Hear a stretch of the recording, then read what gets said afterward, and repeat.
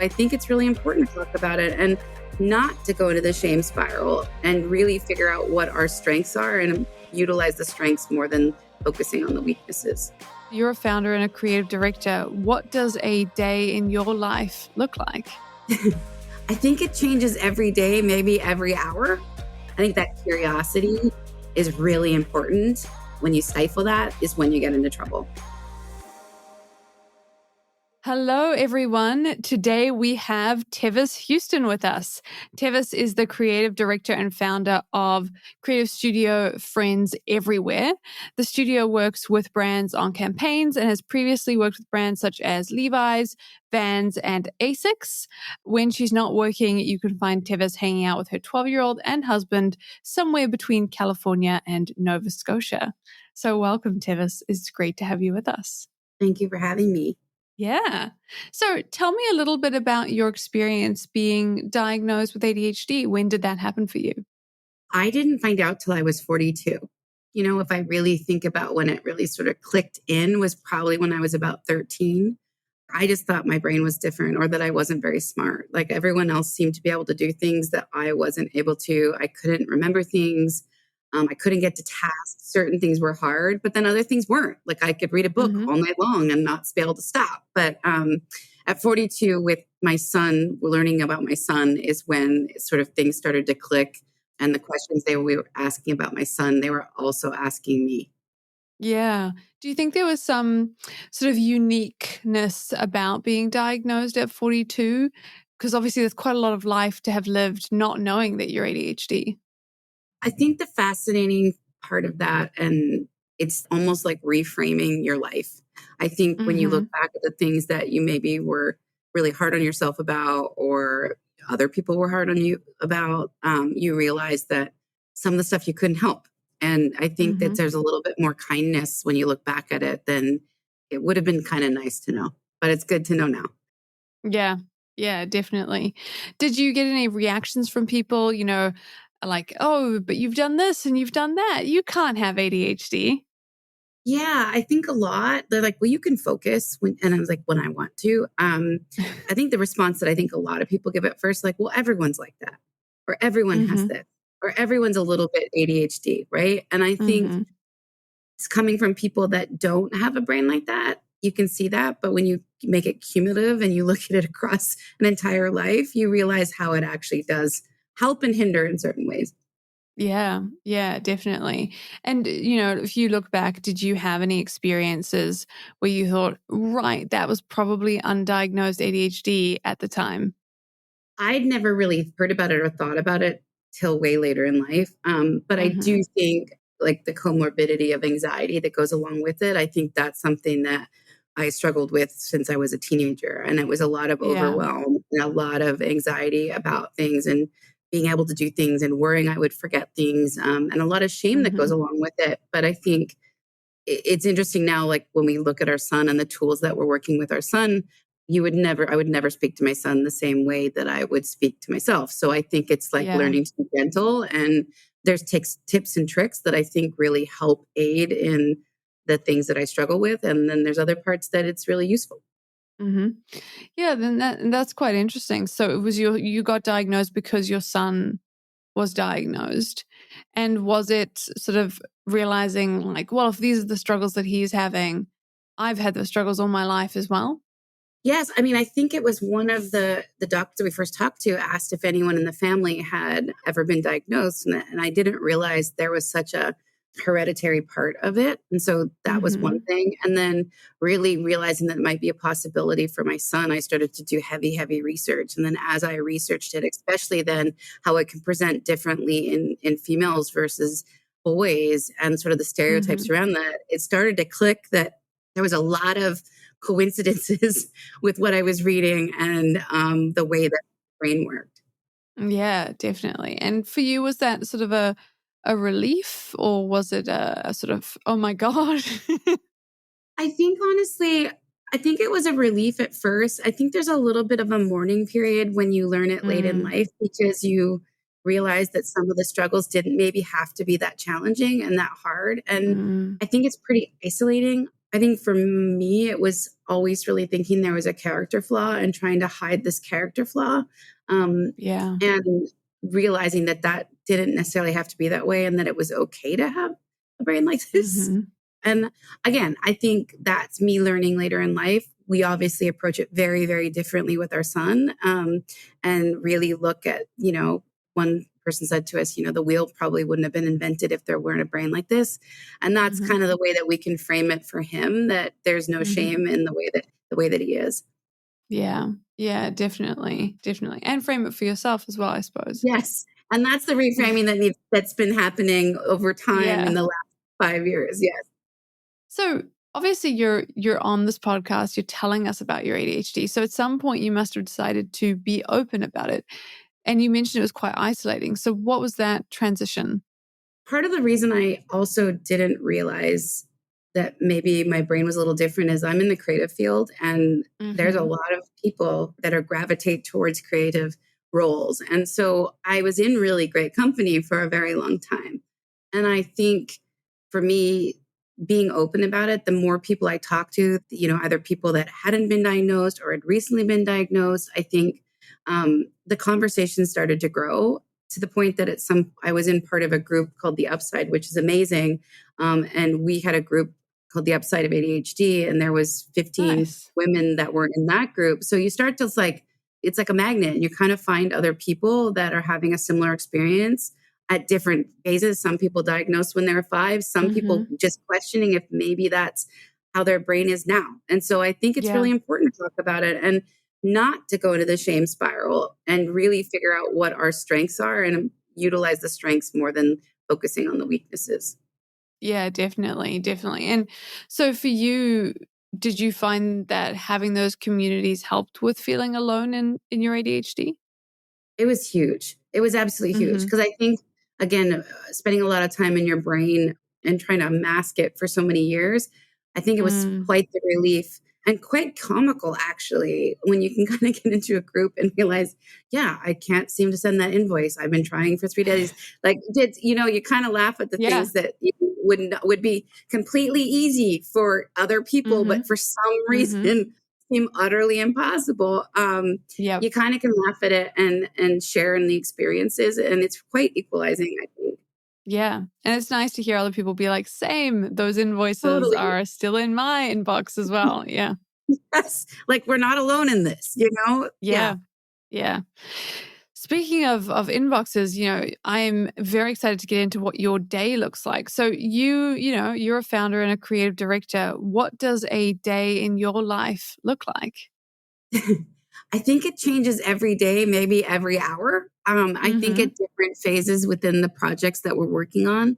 But I think that's probably why an ADHD brain works pretty well in this situation.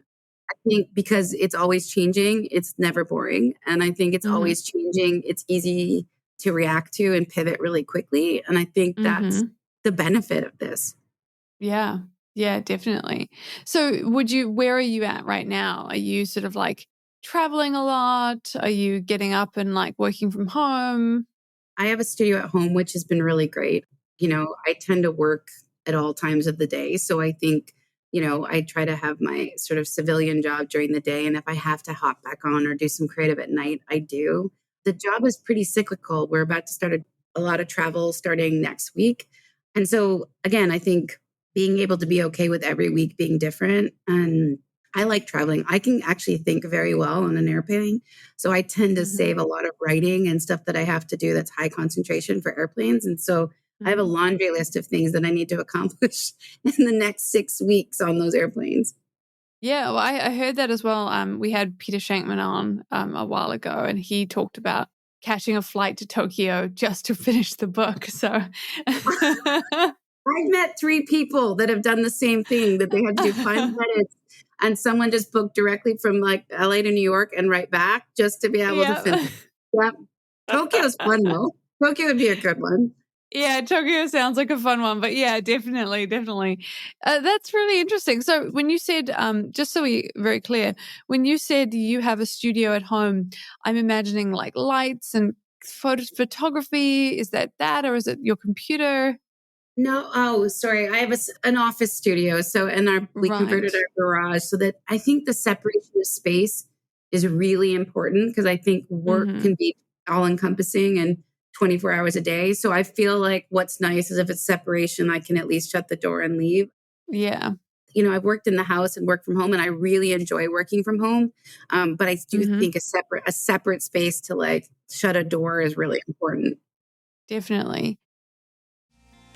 Hey, you listening to this podcast. If you like what we do and you want to hear more of it, there is one way to make sure that that happens. Please go ahead, subscribe, and leave a 5-star review. We have been told 5-star reviews can help us to get seen by more people, which means more people are going to learn about ADHD strategies. Just press the button. Just give us a 5-star review.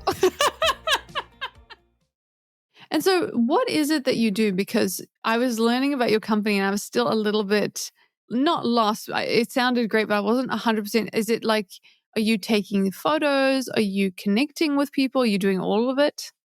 Really, I think our role is we build sort of what we call integrated campaigns. So a client will come to us with a problem that needs solving, whether they need a campaign for a sale or a holiday campaign or a collaboration or anything of that. And Mm-hmm. we would then go and come up with the idea of how we would execute, assemble a team to build it. Then we would assemble a team to shoot it, take all of those assets, and then build all the stuff that you would see everywhere, whether it's in store or online or on social. And so it's kind of taking it from a nugget of an idea and then executing it across the board for what they need.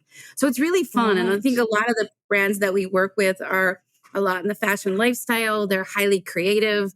They work with a lot of artists. They really are into diverse people and ideas. So it's a really amazing way to meet really great people and be able to bring them all together. Yeah, that's very cool. And are there any campaigns that our audience might have heard of that you can speak to?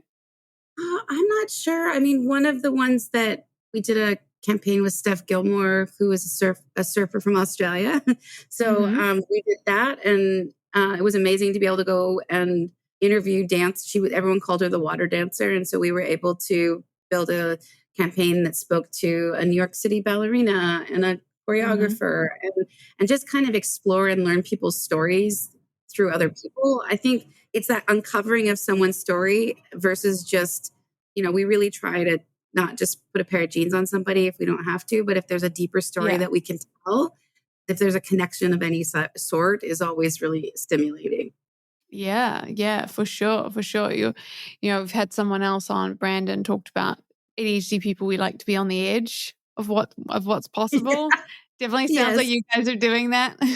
Yes. It's kind of an itch you can't seem to scratch. Like, Yes.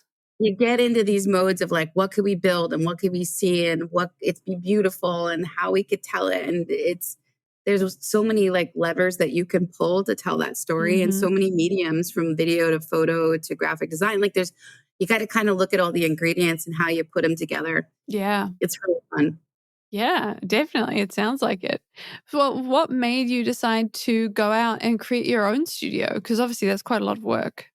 I think if I realized how much work it was actually going to be, I don't know if I would have actually had done it. So I definitely feel yeah, that. ignorance is bliss. We live in Southern California. There's a lot of driving and commute and distance. I feel Hmm. like New York, it's easier to get around, but LA, it's not as much. And I had a Mm. 1 year old and had been working at companies my whole career and found myself in a situation where I was just going to try it while I found my next job. Um, Hmm. but then I realized after a while I was going to quit interviewing because everything kept saying, well, maybe I could do this, or maybe I could just do Hmm. this a little bit longer. And I feel like what was really attractive to me was I wanted to build more opportunities for female creatives. I needed a little Hmm. flexibility. I had a 1 year old at the time. And I wanted to work with the brands and build the teams that I really thought would be amazing. And so Yeah. it just kind of started with like the kind of framework of why I thought it would be a good idea, more so than I need to build an agency. Yeah. That was never the goal. It was really finding and curating teams of people that I wanted to work with. So there's a selfish Yeah. element to it for sure. For sure, for sure. And so, what were some of the ADHD challenges of building your own organization? endless research. Like I think Mm-hmm. that always trying to figure out the best way to do something could be lead down rabbit holes that would take longer than they should have. Um, Mm-hmm. I think the admin and finance part is not my strong suit. Like I think creative is Mm-hmm. comes naturally, like the process comes naturally, but finance and admin not so much. And so I'd almost like overspend time trying to compensate and figure that part out. Thank goodness for Google because there's a lot of late night Googling of how to do Yep. things. And I think just organizationally, it's challenging. I think sometimes things are kind of all over the place. I think there's executive function issue that I have of just like order, like keeping things in order. I'm pretty good Mm-hmm. at taking a bunch of abstract ideas and making them make sense, but I'm not Yeah. really great at the opposite direction. Yeah, that's interesting. So the convergent, yeah, just like bringing things together, but not so much the other direction where you might be like, what would the other direction be? I'm just curious.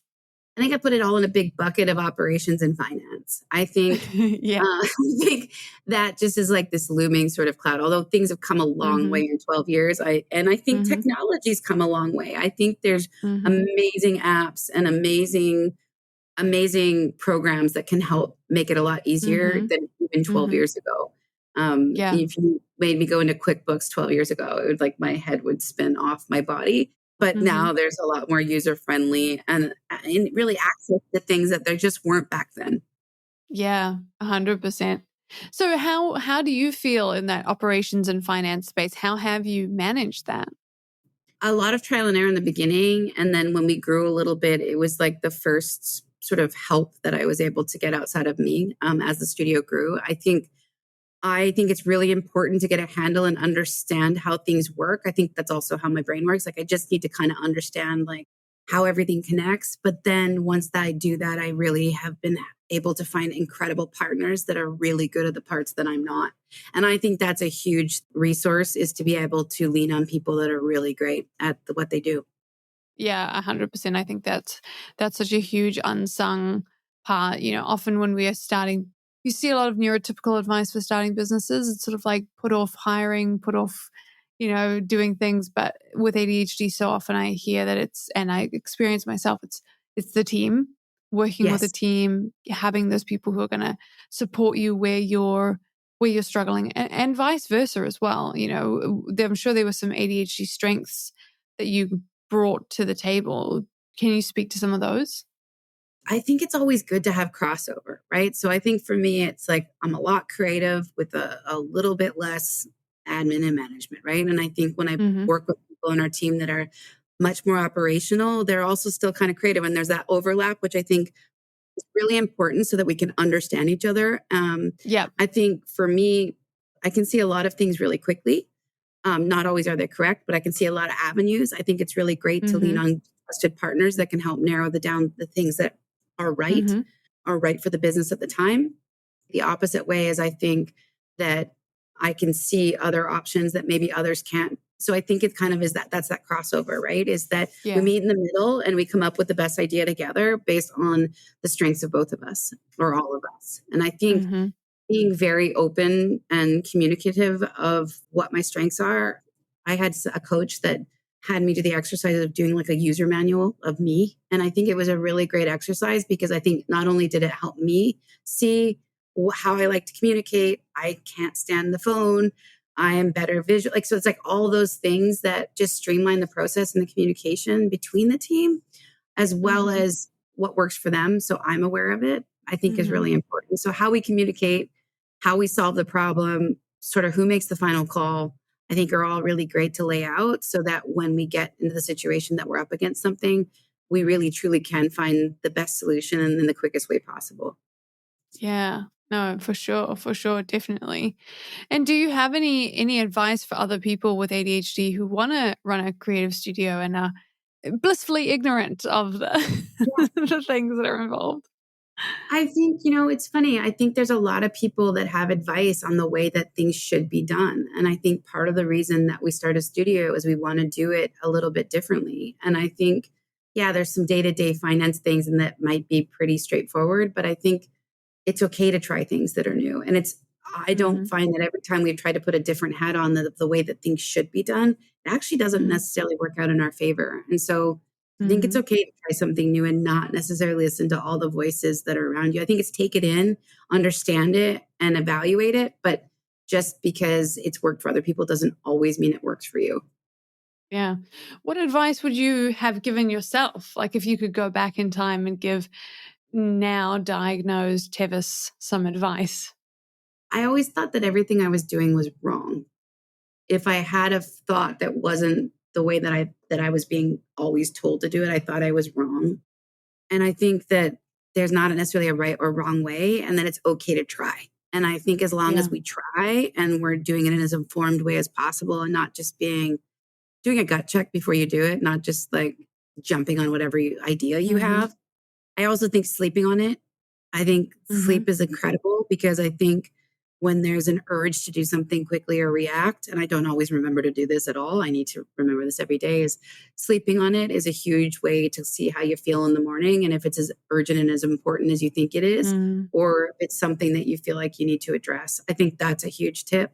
And I also think that, again, there's a neurotypical way of doing things and a lot of advice that doesn't always work. And Mm-hmm. Yeah. acknowledging that a lot of the stuff is written for people that don't have the same brain. And so Yeah. finding great resources, reading the books and seeing that there's different ways to do things, and also finding groups, like being able to have the leadership group of women that we're all running businesses. We could really learn Mm-hmm. from each other, whether it's apps or cave apps or focus apps or ways to do Oh things or yeah. Got all accountability the focus partners. apps. Yes, or accountability partners or timers and whatever. And it's like, Mm-hmm. I think Mm-hmm.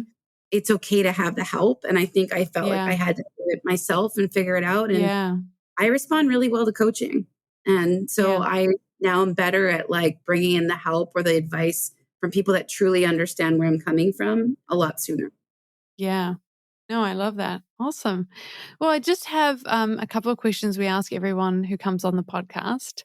So tell me about one professional achievement that you're the most proud of.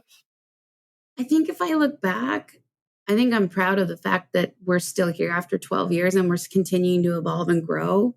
I'm Mm-hmm. really proud of the team and the companies that we work for because I feel like there's a really important sort of value system that one of the biggest boxes to check is that it feels okay and people are doing the right thing. And I think we've aligned ourselves with the right creatives and people and companies that do that. And so I think after 12 years, it's starting to feel like it's really happening. So it's great. Like, this is a thing. Oh my gosh. Yes. Yeah, I understand that though. Yeah. And on the other side, is there a professional failure that embarrasses you? And how did you deal with that?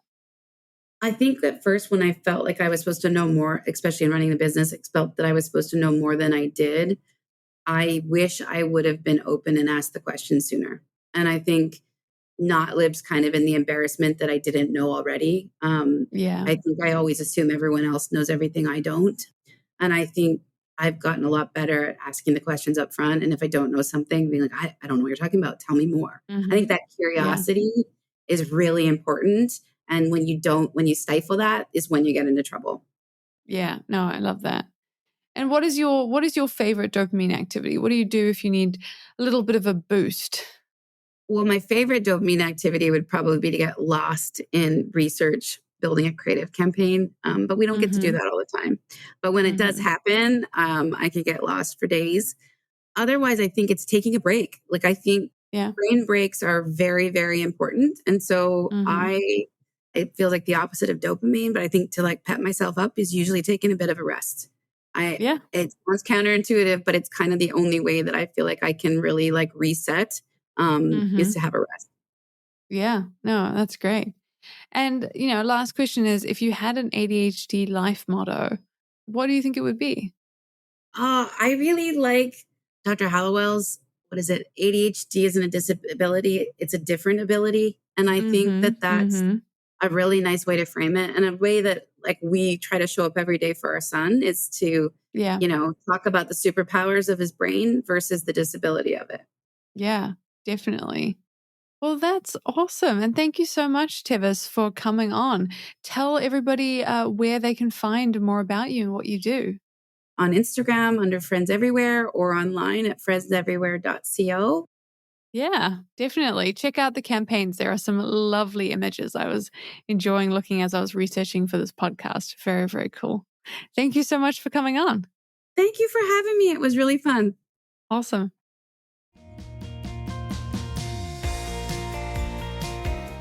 Thank you for listening, everyone. And a big thank you to Adam for making us sound great and Anastasia for making us look great. We couldn't do it without you.